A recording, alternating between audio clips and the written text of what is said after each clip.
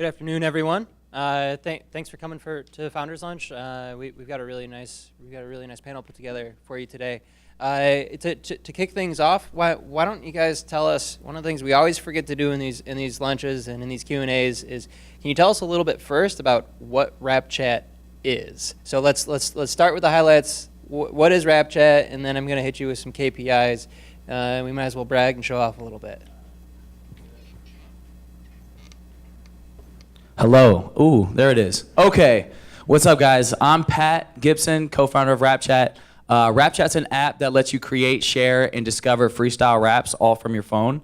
And so we got, producers from around the world that supply beats. You got a mobile recording studio where you can record yourself, and then you have the platform and network to showcase your work and build a fan base. And then Seth, you can help us with some of these, but can you talk about some of the metrics behind the app? How many users do you have? How much time do they spend on the site? Yeah, sure. So I'm Seth, CEO, co-founder with this guy. But to date, we've had over 8 million raps shared on the platform.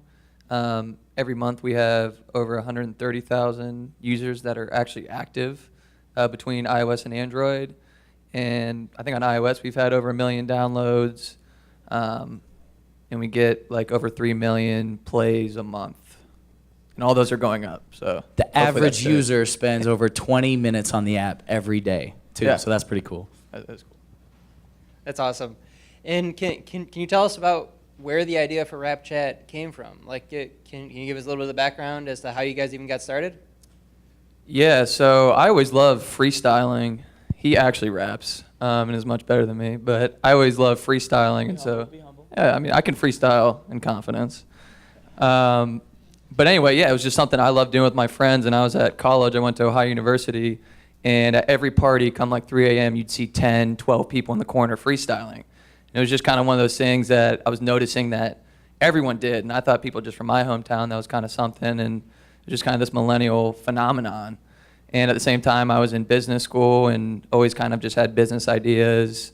Used to sell fake Jordans on eBay, things like that. But yeah, it just kind of hit me. And at the same time, Snapchat was blowing up, and I was like, if this app that's so simple is a $1 billion company already, like, there's just a huge opportunity to do the same thing for music and taking what I've seen with people freestyling and just applying it to an app. And at the time, nobody else was doing it. And it was a completely novel idea somehow, and so that's when we kind of just set out to start building it. But Yeah, and for me, so he mentioned I was rapping. So when I started rapping in high school, it was kind of just like a joke. But I didn't have a studio. I didn't have producers, so I taught myself how to make beats. Shout out FL Studio, they're my sponsor. Not really, but I wish they are, so anyone hit them up if you know them. But so I had to teach myself how to make beats. I had to teach myself how to use Pro Tools and mix and master and do all of this. And so I was decently successful on paper, not money-wise, but opened up for Big Sean, opened up for Wiz, opened up for MGK, all these people. But I was putting so much time and energy into writing, making the beat, recording, mixing it, then marketing myself. Like, I wasn't getting money from it, so I just like burned out. And then right when me and Seth grew up together, when he came up for Rapchat, he tapped me on the shoulder, and I'm like, yo, this is cool. You can use my beats to start. But then I just saw the vision of it, and I'm like, yo, like, to be able to make a song on the spot where it already loads you the beats, it is your own studio. It's like the MVP, minimal viable product of a rap song. So I just thought it was the coolest thing where you can just get instant feedback on the spot without spending so much time polishing and XYZ. And I know there's so many people that were just like me that either didn't take the time to learn or were shelling hundreds and thousands of dollars to studio time and paying producers. So, once we had that, and as minimal and viable the product was at the time, I knew we were onto something big. Cool. You talked a little bit about how minimum and viable, how minimum the product was at the beginning. How many versions, like big versions, has Rapchat gone through to date? so at least 300 updates on iOS. Definitely like close to 100, if not more, on Android. And I think at the end of last year, I ran like I don't know, for those that know what commits are, it's just committing a piece of code. That's how you make updates. It was over 100,000 commits in like 2 years. And so that's something we pride ourselves in, and we always try and move as quickly as possible. And that's kind of how we've continually beat out competition that's sprung up, and also keeps our users happy. So yeah, we're constantly shipping, that's for sure. Still not going fast enough. But so the first minimal viable product, literally all it was we just loaded in beats. You could play the beat, you could record over it, and then you could send it to a friend. Like, that was really it. So the only reason you would use the app is if you wanted to record a rap, or if someone sent you a rap to, listen. And so we ended up getting some traction, but people were falling off because they had their fun. They recorded one rap and they're like, oh, damn, that sucked. I'm not gonna do this again. But so we started, obviously it's taken 2-3 years to get where we are, probably 4 years in total. And we still probably have 4 or 5 years ahead of us. But like, it was just super simple that you could just record a song on your phone and send it to a friend, and that was it, and people loved it.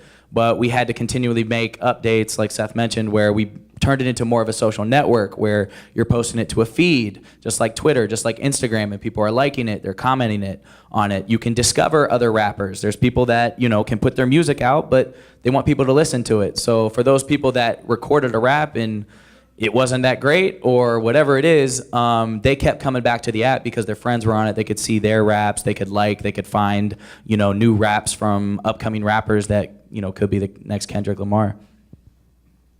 So you alluded a little bit to the first version already, but can you tell us, I know a ton of hustle went into this for the whole first year and then second year and third year, right? But can you tell us a little bit about kind of that formation moment, your first year out? As in just how we got the first version, or? Yeah, how you got the first version up and running, because I know it took a ton of sweat. Yeah. It did. It was like my senior year at OU, and Pat had a big boy job in Chicago, and we kind of pulled in a faculty member at OU to actually code. So at the time, I didn't know how to code, and no one really knew how to code that was kind of a legit founder. And so we were reliant on this, employee that we had to code, and it took him like a year.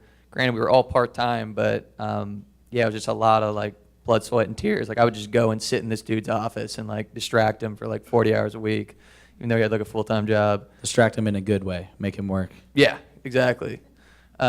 Which OU probably wasn't too thrilled about. But anyway, we did get it shipped after a year, and that was right when I was graduating college. And so it was awesome to actually finally get even like 50 users using it, and like 50 raps was like the coolest thing ever, because like I said, we just spent a year and a half literally trying to get this out. But then I quickly realized that there's so much more work to be done, and like he said, what we shipped was truly an MVP. Like, it looked terrible, like compared to what we have now.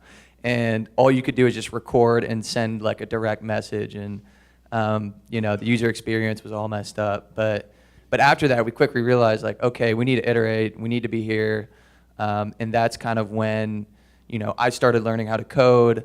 We brought in some designers, and it was just like we just turned it up a notch and had to do what we had to do to get updates out. And so that's kind of where we went from there. But how important has it been that you taught yourself how to code, and that you've been one of the core builders of the product itself? Yeah, I mean, if I didn't, we wouldn't have had a product. Like, I'm not coding as much anymore. In fact, I don't code for that iPhone app anymore. But for a year to 2 years, I was the only iOS developer, and we only had an iOS app. So yeah, I was the only builder and was also designing, because we didn't have any money. We couldn't hire anybody. We were tired of just like giving people like smaller shares to work part-time. That like doesn't really work. Mm-hmm. And so yeah, I just had to transition into like build phase, or we wouldn't have got anything out. So it was huge, and now it's still very important, because I can look over all the tech, and I actually I have 3 or 4 years of doing it specifically with our stack, and so I still have that oversight, which is really nice. And not a lot of CEOs can have that technical oversight. It's really hard to balance that. But I'm glad I did, and I'm glad now that I'm not coding as much every day. So that's a good thing. For sure. And you talked a little bit about some of the iterations that you went through. What were some of the big kind of like aha moments where the company hit a bit of an inflection point, started to take off, you started to see metrics, jump? So the first one that really kicked off our first wave of viral growth was just letting people share a rap to Twitter or Facebook or copy a link. So every rap created on the platform, we create a link and host it on our website that you can go play it even if you don't have the app. So it was also really important at the time because we didn't have an Android app. So Android users, desktop users, and iOS users that didn't have the app could still go listen to their friends' raps. And we saw like once we put in that simple feature, like it was literally just one screen that's like, here, go share your rap. Our growth went up like 10x for the next 5 months. Yeah, so. On that page, the player page, we put 2 download links. Well, now it's 2 download links, but it was the iOS download, so it was like, yo, listen to this rap. Oh, that was awesome. Now download it because you want to get in on it with your friends. So we just saw that. Like, I remember, when you have an app, the number one metric you think in your head is downloads. And, at the time we're like, I think we hit 1,000 downloads and we're like, yo, this is sick. And then I remember specifically this trajectory. So it was November. And at the end of November, we were at 10,000 downloads. And I remember at the time we had some of our teammates from Minnesota in Chicago at the time. So I was hosting them. I think Seth was still back in Cleveland. But, we had these shitty business cards. And we're at the bar and we're handing them to girls. And we're like, yeah, we got 10,000 downloads. Check it out. We're thinking we're the shit. So excuse my language. Those 2. But then after 10,000 in November, come December, we were at 30,000. Then in January, we were at 90,000. Then February, we were at 180,000. We were like, yo, we just put our hands up. Like, we were doing stuff on Twitter and social media and just retweeting and helping people out. But, like, it was like, yo, this is working. I don't know, keep doing this. I remember I'm not going to name names, but we had our first venture capital meeting in February of that year. And one of our metrics, we're like, yo, we're going to be out in Silicon Valley. We'd love to set up a meeting with you. And they're like, okay, what is your, this metric? And we're like, 10,000. Like, okay, well, in the next 2-3 weeks, if you're at 20,000, then we'll take a meeting. And we're like, all right, cool, shouldn't be a problem. And then it comes that time, and we're at 30,000. And we're like, yo, all right, give us the bag now. Like, we're good, we're getting this. And so we show up to the meeting, and it lasted 15 minutes because they looked at our retention number. And due to our software's, I don't know the right word for it. Back end, so it didn't propagate the data. There was a lag. It was a 2-week lag. So really our retention was 44% month over month.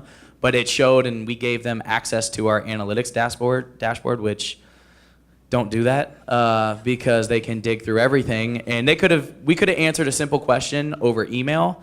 If they had a concern about our retention, just shoot us an email, and that would have been fine. But we flew to San Francisco, stayed in an Airbnb, took an $80 Uber down to Silicon Valley because we didn't know how far that was. And we show up to this meeting to last 15 minutes to tell him, or for him to tell us that 12% retention is too low. And we're like, well, yeah, that's why we need money, right? We're gonna fix it. And he's like, no, we invest in the Tinders of the world, the Snapchats, the Instagrams. We look for 50%. 12%, frankly, isn't very good. Thanks for coming in, gentlemen. And we're just like, what? Dude, I thought we had $500,000 in our pocket. Where'd it go? But that was just a hilarious little intermission. But that kind of goes to another note I know we have on here is like, do you want to read that quote from Snapchat? Yeah. Because actually this investor was one of the first investors in Snapchat, ironically enough. But yeah, so the co-founder of Snap, Bobby Murphy, he's the quiet guy behind the scenes. He's the software end of things. But he recently told the LA Times, we're not just chasing growth, it's engagement that leads to growth. Yeah, and so on that note, with the downloads, we're like, yo, we're getting downloads. That's the only thing we think that matters, right? And then from that moment on, we started, we kept knocking on VC's doors and kind of getting the same, hesitations. And so we're like, you know what, screw trying to get, funding right now. We know what the product needs. Like, let's literally zone in and try and tweak these changes. We know it's not sticky. You can't do anything but send a rap or receive a rap. So from that moment, we just put our heads down and we're like, yo, we got to build out this social network piece. We got to build out this. We got to give people a reason to come back to the app, even if they're not rapping. And so we probably it took basically a year after that meeting probably to finally get that version out. But like, it was a big bet because we invested so much time, we invested so much resources, what little we had, into getting this done. And once we pushed it live, literally every single one of our engagement metrics doubled. It was the time spent on the app doubled, retention doubled, engaged users doubled. So we knew, you always have intuition, right? You always have intuition. This is going to work, but to see that data back it up, and that's kind of a thing you just work with to prove your hypothesis, to prove your. I was trying to think of another word for hypothesis, but that's going to be fine. But just you have these theories, and there's one. You have these theories, but test them. So like, don't invest so much time into something that is just a inkling or a thing, but it worked out for us just because we looked into the data and we knew what we wanted to improve. So that resonates. I'll also just say, like, it's really hard to look at engagement and growth at the same time. Like, when we were growing, like he said, that trajectory, we had no idea like what engagement even was. Like, all we just saw were these numbers going up. Like, I'm working night shift at Progressive, losing my mind, like watching us get 5,000 downloads a day, eventually quit my job without really knowing like what's behind the growth. And engagement is 10 times more important than adding on more users, because if you just grow at 10x a month and people don't stick around, people don't interact with the app, it doesn't matter. At some point you're going to lose all your users. And so I think the past 2-3 years we've really changed our mindset, and we know engagement leads to growth. It just doesn't go the other way. And so a lot of the features we build are for engagement or retention specifically, and not as much like, go share this rap to like 10 people in your contacts and spam them so we can get, a way bigger viral factor. So, yeah.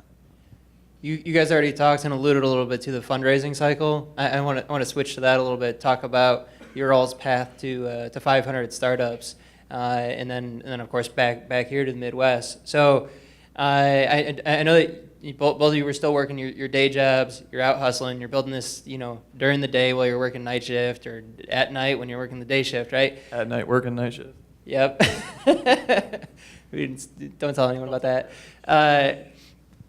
But getting into 500 was a bite inflection point for you guys. So can you talk about some of the hustle and persistence it took even to get your first bite from an accelerator perspective?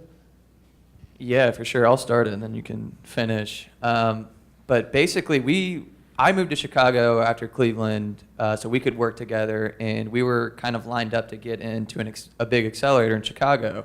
And this is, I quit my job. It's been a year for me out of my job, and I'm kind of. That was like 3 months. Felt like a year, 3 to 6 months, whatever it was. But I moved to Chicago, and we're hoping to get into this accelerator. And again, like, we have no money, and we know we need to do all these things, and so we need money, we need to hire people, we need to move quickly. And so we're hoping to get to this accelerator, and then it turns out we don't get into the accelerator. I'm like living at my friend's family's house, and they're just putting me up for free, and it's been like 3 or 4 months, and it's kind of getting to the point where it's like, all right, do I got to move home? Do I got to get a big boy job? Like, it's just not going to work. And ironically enough, we were like, screw it, let's just apply to a couple other big accelerators, and 500 is one of the biggest in the world, and then YC. And so we applied to both of those. And actually, on like the night of the application was due, of course, is when we're getting it in. We're like getting ready to go to a concert, and then you can tell the rest from here. Yeah. So we get in, or we get the application in. The next week happens. I think we have an interview on Tuesday. It goes well. Then we have the second interview on Thursday. And they're like, yeah, we like to move really fast here at 500 Startups. Are you guys prepared to show up here Tuesday? And Seth's like, yeah. And I was still working my big boy job, and I'm like, I I mean, maybe, but Seth already answered it for me. So they're like, all right, we'll get you information. We'll let you know if you're in tomorrow. And so they're on the West Coast, so it's like 12 o'clock and the morning's over, and we're like, dude, okay, well, it's still 9 o'clock there. Okay, we'll wait till 3. 3, no word. And Seth was going back that weekend to OU for homecoming, and I was actually coming home to Columbus because it was like Columbus Day, and I had Monday off. And so I'm on the train in Chicago going to the airport, and Seth's like calling me like, yo, dude, like, what do you think, man? Like, they still haven't said anything. That's got to be good, right? And I'm like, no, that can't be good. I don't know. Like, no, I mean, dude, I got to catch this flight, bro. He's like, well, are you ready, dude? Like, come Tuesday, are you ready to go? I'm like, no, dude, I have my work laptop. I've got 3 pairs of clothes. Like, there's no way I can go. And so whatever, I'm like stressed out because I'm like, shit, what am I going to do? 3. Sorry. So I get on the plane. When I touch down, it's like 11 at night or something, and I open my phone and it's blowing up, and it's like Seth, like, we're in, yeah. And apparently there's video of him just like popping bottles in OU, just going crazy and celebrating. And then he went out and got there on Tuesday, and I'm like, all right, I gotta tell my boss, I gotta do this. Got 1 week's notice. They gave me 1 week, so then I quit my job and flew out there. Slept on an air mattress for 8 months. So we were out in Silicon Valley for the 500 Startups thing, which was cool. We met entrepreneurs from all around the world. That was our first money that we got. So we got $100K invested from them, and we're like, yo, we don't need a job. We're cool. Let's go. And so we're out there. We're meeting all these great people. But, like, I don't know, the tech community doesn't really get hip-hop. And they're just like, I don't know what this is. Why? I wouldn't use it, so I'm not investing in it. And we're like, all right, well, we kept knocking on doors. We're paying $3,000 a month for rent for a 2-bedroom apartment, sleeping on air mattresses where we slept 3 people, and it wasn't even nice. Not nice. We had an opportunity to go to LA because one of my friends was subleasing a place for $1,500. We're like, all right, bet. That's half the price. That extends our runway. We can live longer. And so we're out in LA, and it was awesome. We were making more music industry connects. A couple VCs out there. We were building pipelines. We never had a bad meeting, for the record. Every VC meeting, like, we'd leave like Minus the first one. Minus that first one. We'd leave, and they're like, "Well, dude, I get it. Wow, their eyes are big. That's what you're looking for, and they get it." And then just that soft little hesitance. The last day, they just would not commit, and they just like, you need a lead investor. Come back when you have a lead investor. We're like, we got 50 VC firms. Why do we need a lead investor? But anyway, we couldn't predict our future month to month, so our sublease ran out. So we're like, yo, we got to go back to Columbus, which is where we're from. We grew up in Westerville. Live at the parents' crib, free rent, free food, free fridge. Not that glorious. Yeah, not great. But in that time, we had I think Seth had established somewhat of a relationship with Rev One over the years, but ultimately both sides didn't think it'd be a good fit, and we understood they hadn't invested in a rap app ever or anything similar.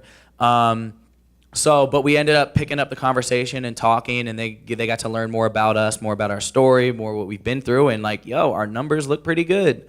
And so we ended up getting Rev One on board to kind of give us an additional smaller sum of money to get our bigger raise. And we thought, we were good. We're like, all right, we got them. They said they're going to lead. Let's go back to everyone else, hit them up that they said, and they're like, oh, well, yeah. Our thesis changed. We don't invest in companies that are pre-revenue now. And it's like, dude, it's been 3 months. Like, what? Whatever. That was what it is. And then we ended up, just keep hustling, keep knocking on doors, knocking on doors that we didn't think were going to open anywhere. And turns out they did. And we just closed our target round. I don't know if we can disclose numbers yet or anything like that. Probably not. Nope. That would not. But we ended up reaching our target maybe a month and a half ago. So we're good. We got that bag. More to come soon, hopefully. But it's just been, that was like a two-year process to even just get anything. And, it's been a long grind, and it's just weird having some type of money now because we were just bootstrapping the whole time and trying to find as many free partnerships as we can. And now it's like, oh, I can pay money for that, and this is how this works? Oh, awesome. The timing's been like crazy unique. Just like almost every time we're like out of money or almost moving back home, like something happens. And so like for us, we've just always viewed it as survival. Like if you can just survive and continue to survive, something's gonna click, especially if you know what you're building is dope and you're growing. And that's just always been our mindset. Yeah, I think it was like $600 in our bank account. We had negative before this whoops. one, but yeah, at one point. So raising money from an accelerator can be really climactic because they make a decision fast, and it's super exciting. I remember when I got into my accelerator, I remember standing in my college house and just like pumping my fist, right? So exciting. Now, raising money from a VC, how many times did you think you were done fundraising before you were actually done? I mean, 100, I don't know, a lot. Yeah, VC is a lot more difficult and strenuous than an accelerator, as you guess, but yeah, there's just so many things I didn't even remotely know about, like especially during the closing process that just took longer than I expected, and it's a pretty crazy learning process, and ultimately a great experience, and I'm glad that we finally did secure some institutional funds and can grow, and now we have a board. So. And you guys talked a little bit about your progression back to Columbus. You've talked a bit about how important it is to be in Columbus and kind of your role in the Columbus community. Can you elaborate on how you perceive yourself and what your role is here? Yeah, so like Pat said, we're both from Westerville. We lived here, all our lives for the most part. He was in Chicago for a few years. I went to school at OU, but I've got to see the startup ecosystem grow from the time I was at OU, the time I went to SF, LA, Chicago, and come back, and it's just been crazy, the amount of growth in funding, the number of startups, the number of entrepreneurs. It's been really awesome to see. But I will say, when we came back from LA, again, we were still kind of one of the few consumer and even mobile companies in the area, and that that made it really hard initially for us to fundraise because, like Pat said, we're not really in anybody's theses.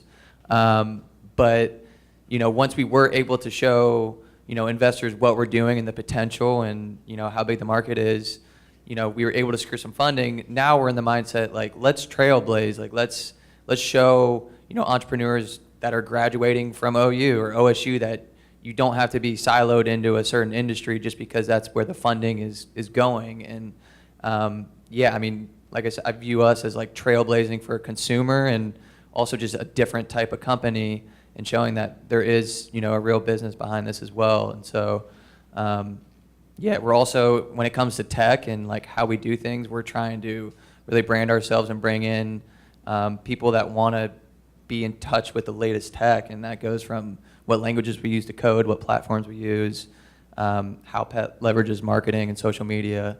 We're really just trying to grow, our brand, but also inspire other startups and connect with other startups so we can all grow, in the Midwest. Yeah, and I haven't really been in Columbus like that since I was in high school. And so for us, it's kind of funny, we traveled around the world only to find what we were looking for at home. And, we've been to Detroit, we've been in New York, we've been to LA, San Francisco, my time in Chicago and seeing out all these different startup ecosystems. And, truthfully, like I said, we didn't target Columbus as our headquarters capital. We were kind of forced here, but, when I came back here and I hadn't seen Columbus like this in a while, because I would always spend my time in Westerville with the family, but my eyes were just yo, what is this? Going up High Street, now what the Short North looks like now, and just everything. And it kind of just clicked. And even just throughout our time, we've been, working remote. He was in Cleveland, I was in Chicago. We have an Android developer in St. Louis. And it's being in Silicon Valley and paying $3,000 for an apartment, and then, going to New York and spending that time there. It's why are we spending all this money when we can do this anywhere? And then let alone just with Columbus, I didn't even know there were VCs in Columbus. And then, learning about Rev 1, and there's like probably 5, 6, 7, 8 M's in my bank account, sorry. 8 VCs probably out here now. Like it was just eye-popping with, you know, what Ohio State does for the community, the entrepreneurs that come out of there, like the youth in this city. Like there's so much green and opportunity here compared to other people, or not other people, other cities, where I think Columbus has one of the most, you know, fertile grounds to start a business or a startup and do it efficiently. Like I see these startups like, yo, we just got $1 million. We need to go to Silicon Valley. We need to go to New York and spend all this money on rent and look cool and buy Yeezys. And it's like, you can't do that with $1 million. $1 million is not that much money. And especially you cut that in half if you're living in New York. You cut that in half if you're living in Silicon Valley. And being here in Columbus, it's like, we doubled it. And, you know, not to say, I don't know if that has a negative connotation, but no, it's a good thing. It's a great thing. But you have to really be, you know, really wise with your spending and bootstrapping, because you only get one shot. And I've seen a lot of entrepreneurs crash and burn because they want to live that rock star lifestyle as an entrepreneur, startup G or whatever. But like, you know, I don't know what I'm saying. I ran out. But what I'm trying to say is Columbus is an awesome place, and don't feel discouraged because you're not in New York or LA to have these things, because with what the internet's done has been able to educate all of us. You can teach yourself how to code on YouTube. You can teach yourself how to make beats on YouTube. You can teach yourself how to rap on an app called Rapchat. So there's a lot of things that like we want to help pave the way to think beyond what's in front of you and what's been presented to you. Like you can think different. You can do stuff that sounds as crazy as a rap hip hop app. Like you can do it, and you can do it anywhere. Like don't put limits on yourself based on your surroundings. Well, one of the things that I think scares investors away from consumer apps in the Midwest and elsewhere is this idea that consumers can be really fickle, right? They're really sensitive to fads and things like that. So can you talk a little bit to, you know, why and how you think that Rapchat isn't a fad, and where you see it going kind of long term, right? What's long-term vision here? I'll speak to why it's not a fad anymore, and then you can talk to the vision. But yeah, I mean, originally it was, when we had that crazy growth, like, and all you could do is just like share rap, like, and we grew like crazy, and we didn't know anything about engagement or retention. That's when it was a fad, and that's when we were like, okay, how do we fix this and make this an actual habit? And then how do we build a community? And so over the past 2 years, when we released that social network, our main focus was building an engaged community of people that actually care about the app and care about making music and care about getting fans and connecting with other creators around the world. And that's still our main focus, is just expanding this community. There's always going to be people that come in and just use the app for fun, and we don't expect them to come back the next month. But if there's another P. Holla that wants to make music from his phone for free and collaborate with other people and get more fans, we want him to come in and join the community and give him experiences that help him grow as an artist and as a user. And so, like, we have the numbers to show, we have the, you know, user personas to show investors and anybody that there is this community. And you could just pull up, like, I pulled up this user's account the other day, and he spent 16 days on the app in like 3 months. Like 16 days worth of time, which is insane and borderline unhealthy, and like, I don't even know, but there are those types of users that spend that much time and invest that much effort, and that's what keeps us going. And you know, that's why we build a lot of the features we build, is to give these people, you know, a better experience and more features. So yeah, and if you just look at, you know, the problems we're solving, and like I've been through that, like yo, where do I get beats? I got to go to freebeats.com and download these crappy instrumentals, and like right now we supply you with beats from really good producers all around the world. So that's one problem that's solved, that's providing that community issue.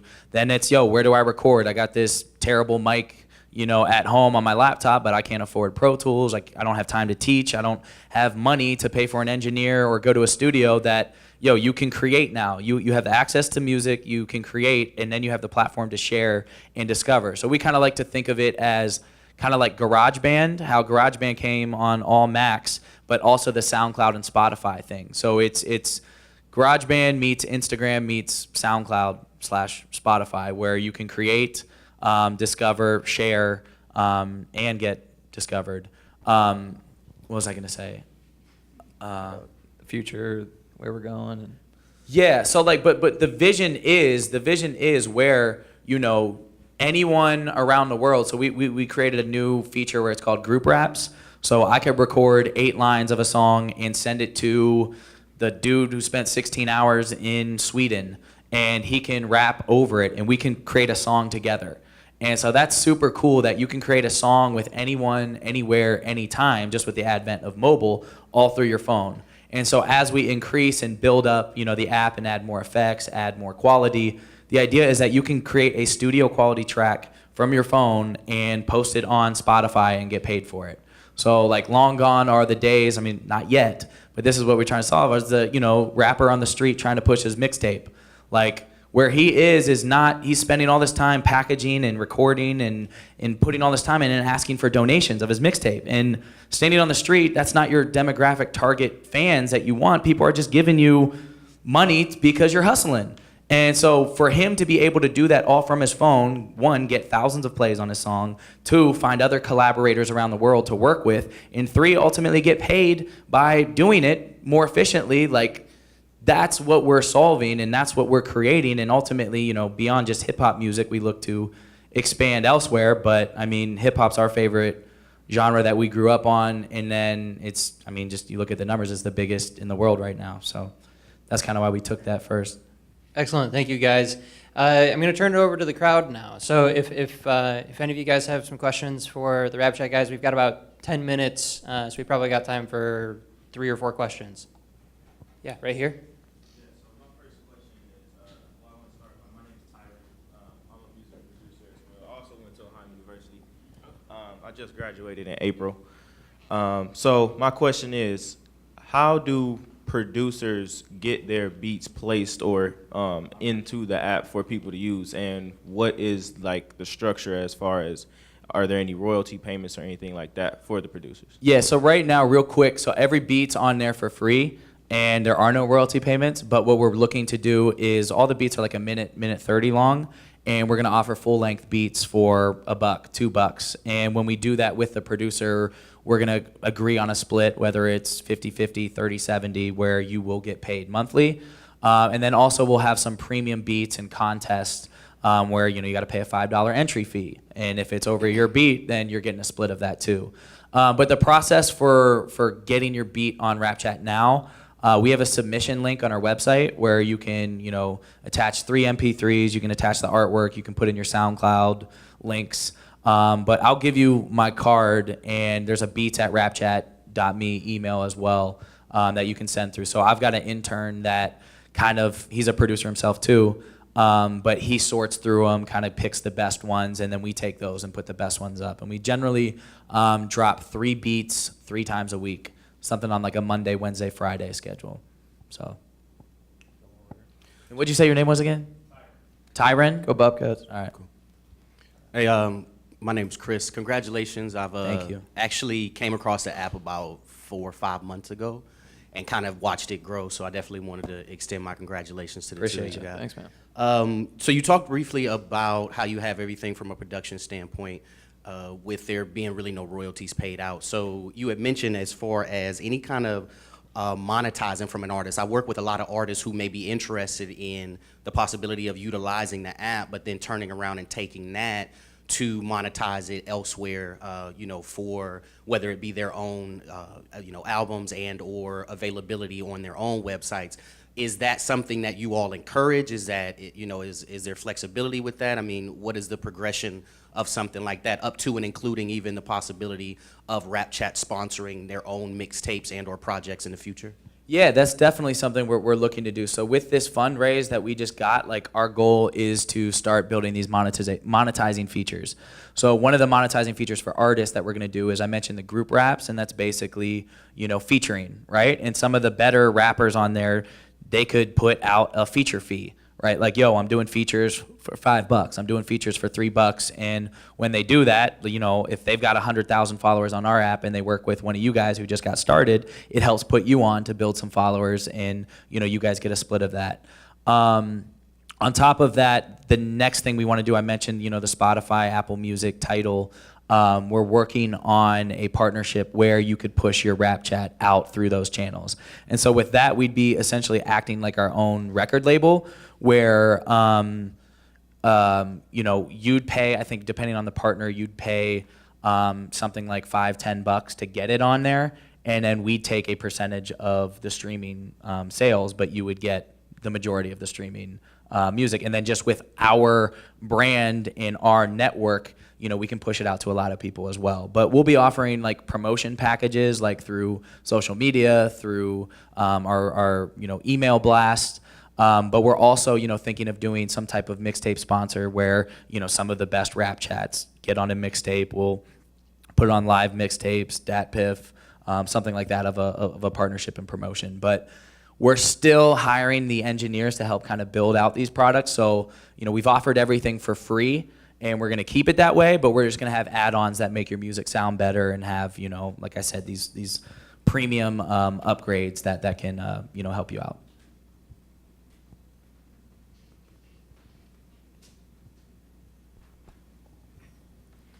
So one thing that I notice with applications such as this is emerging competitors. They see a good idea, they want to jump on and learn from your mistakes and try to beat you across the finish line. So my question is, what is your thought process to kind of prevent someone to jump on and try to win out market share? And then also, is this possible to get patents, or what can you do to protect yourself?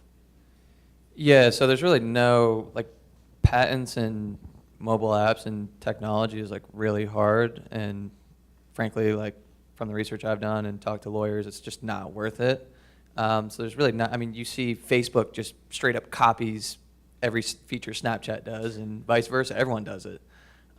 So on that front, there's really nothing you can do, and we've seen 5 to 10 competitors trying to do basically the same exact thing pop up over the past 2 years. I think going back to the community building, and that's really what keeps us up top, and it's a mixture of the brand, like, you know, we have Rapchat, we have this black and gold kind of recognizable RC, and, you know, we're out in the music industry, we're out at festivals, and we're constantly branding, but the other part is the community, and if you continue to build a community, that's your advantage, that's your complete advantage, and because it's a network effect. The more people you have in there, the more valuable the product is, the more people you can collaborate with, the more people that'll actually listen to your stuff. So that's consistently what set us apart, and, you know, we just continue to kind of build that moat as going forward. So Yeah, it's like super hard to go 0 to 100 with them. Like, yeah, you can, let's say they raise $10 million and hire all the engineers and build something out that's similar and then have a marketing spend. But like, people have heard of Rapchat. It has brand recognition. Like, we've been around, and just the name, you know what it is, you know what it does. But it's similar, like you said, to Facebook. Like, I've never used it. The Facebook stories, right? I've never used it, but because Instagram, that's what I'm doing on Instagram. That's what I'm doing on Snapchat. So it's like you build that brand, and building that community is the hardest thing. So it's like, a lot of them see it like as an easy opportunity. It's like, we've been doing this 4 years, so we know the mistakes. We're not giving, you know, we're not sharing them with anyone, but we know, we're like, oh, okay, they popped up. All right, yeah, let's see how they do with that. But, you know, but at the same time, it's a free-for-all. So it's like, it's competition, and it, you know, fuels us up. We just saw an app that we think we're way better than, but they secured some funding, and they're starting to push some stuff out. And I'm laughing a little bit on the inside because I'm seeing them making some mistakes that they're unaware of. I'm not saying anything about it.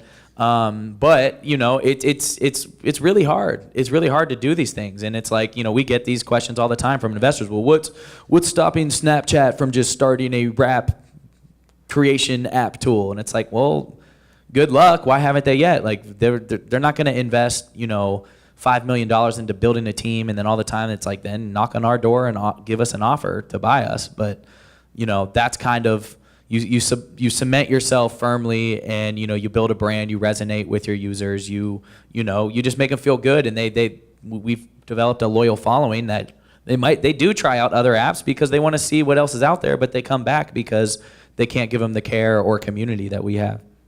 Yeah, and just I wanted to add on real quick. I forgot about this, but tactically, I mean, there's obviously a few things you can do, and especially with apps. Like for us, we just have a quality product. Like it's always been reliable. It rarely crashes.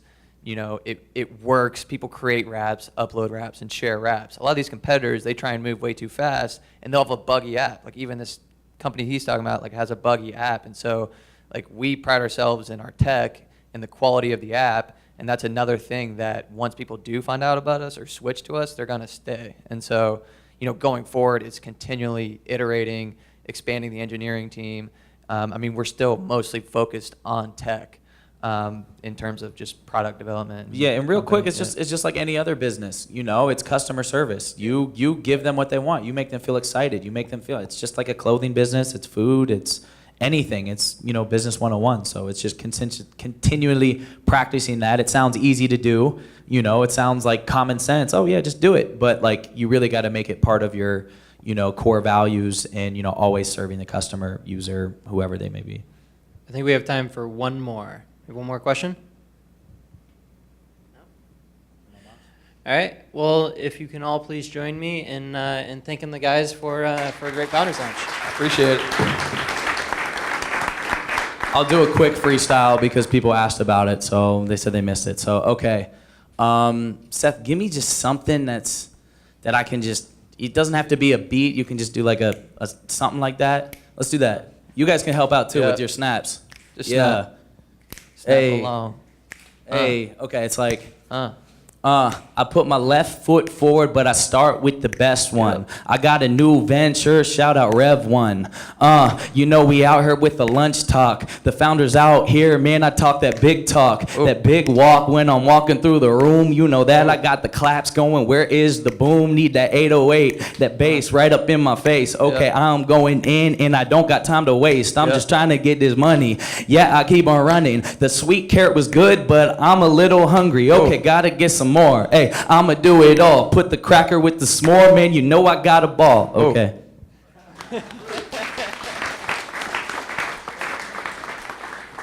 Thank you.